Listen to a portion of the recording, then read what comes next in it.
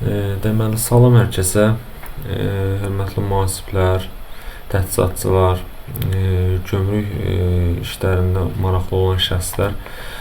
Deməli, bugün bir video çəkmək qərarına gəldim. Hansı ki, gömrük bəyannaməsi buraxılışından sonra və yaxud da buraxılmamışdan öncə sahibkarlar tərəfindən baxılmaq istəyir və yaxud da arxivləşəndən sonra hər hansı bir sənəd lazım olur, onu tapmaq istəyir, bizə müraciət edir. Təbii ki, bunu biz də onlara təqdim edirik.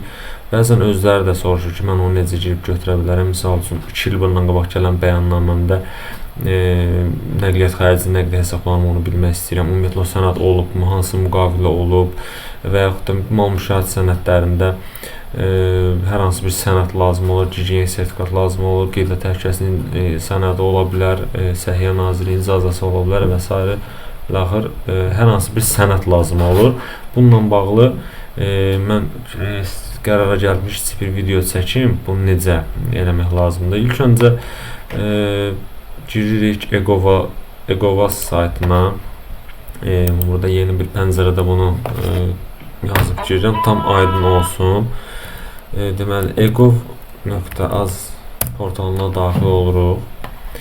Portala giriş edirik. Onu da bildirim ki, çox vaxtda e-customs Qovaza girir, e-customs-aza girir. O sayt yox, egov.az saytına girib, burada asan imza bölməsinə keçib, prefiksimizi, yəni hansı kuratorda onu qeyd edirik, sim, cinlər hansıdırsa da, indi bunu birini seçirik buradan. Mən artıq bura girmişəm də bu mərhələni göstərmirəm.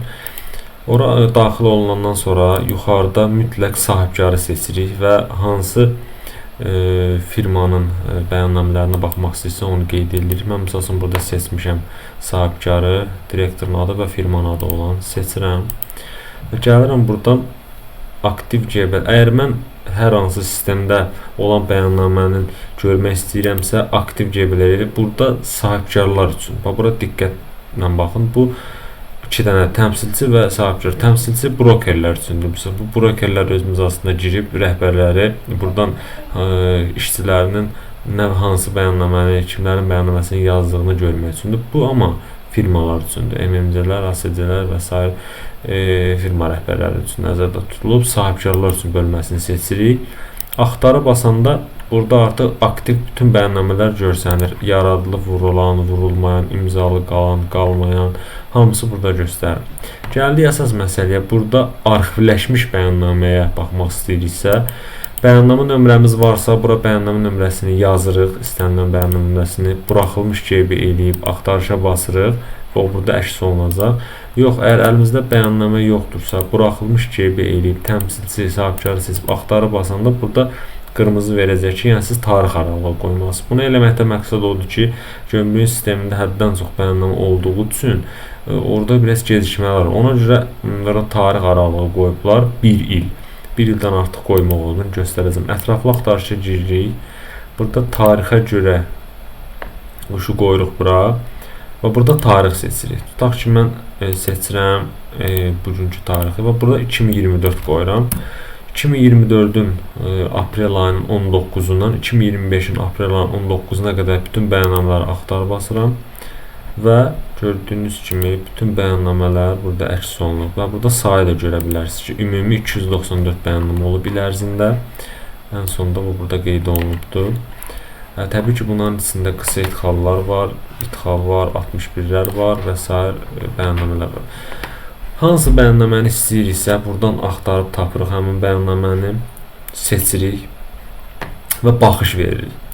Baxış verəndən sonra burada pəncərə açılacaq. Artıq biz bu bəyannaməni doldurarkən bu qrafalardan istifadə edirik. Təbii ki, bu sizdə aktiv olmayacaq, bizdə aktiv olur. Sadəcə siz buradan baxış eləyə bilirsiniz, yəni görə bilirsiniz. Adından da məlum ki, baxış verib içərisinə daxil olduq. Burada istənilən məlumatı görə bilərsiniz. Ticarət edən ölkə, ambar məlumatları, hansı ambarda boşalmağını qeyd edib keçdiyi sərhəd, təmsilçi və s. Sonra burada əsas məsələ invoice və SMR bölməsi. O məhsul ölkəyə gələndə hansı invoice gəlibsə o burdadır. Malın barkodu budur, invoice budur, SMR budur. Təbii ki, yüklürsünüz. Sonra yüklənəndən sonra yüklənənlər bölməsinə daxil olub baxa bilərsiniz. Sənədə mən artıq girmirəm. Sənədin içinə yəqin ki, hamımız məlumdur. Yəni yüklənəndən sonra artıq girib baxış edə bilərsiniz.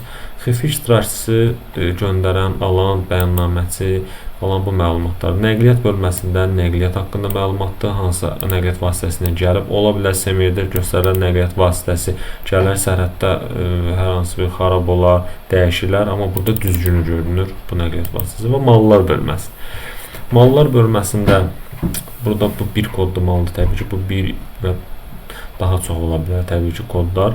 İstənilən kodu seçib, burada seç işarəsi var. Onun üzərinə klik eləyirik. Baxmağa basırıq və artıq açıldı qrafalar. Burada mal haqqında bütün məlumatlar qeyd olunub. Invoice dəyəri var. Statistik dəyəri qeyd olunub. Hansı mənşə olmağı qeyd olunub. Sayı qeyd olunub. Bundan əlavə olaraq daşıma xərci bu qrafaya düşür. İndi bizdə bu daşıma xərci olmadığı üçün burada yoxdur, amma ümumi daşıma xərci burada qeyd olunur ki, nə qədər daşıma xərci olub. Müqavilə götürmək istəyən şəxslər 40-11 qrafasında qeyd olunub. Sənədə baxın üzərinə klik edirik və bunu yükləyirik. O da həminki qayda yüklənir, girib baxış edə bilərsiniz. Əlavələr var, hansı ki, müqavilə əlavələr bu qrafalardadır və ən əsas məsələ, təbii ki, 11-cilər də əsasıdır, amma ən çox maraqlandıran sahibkarlar budur.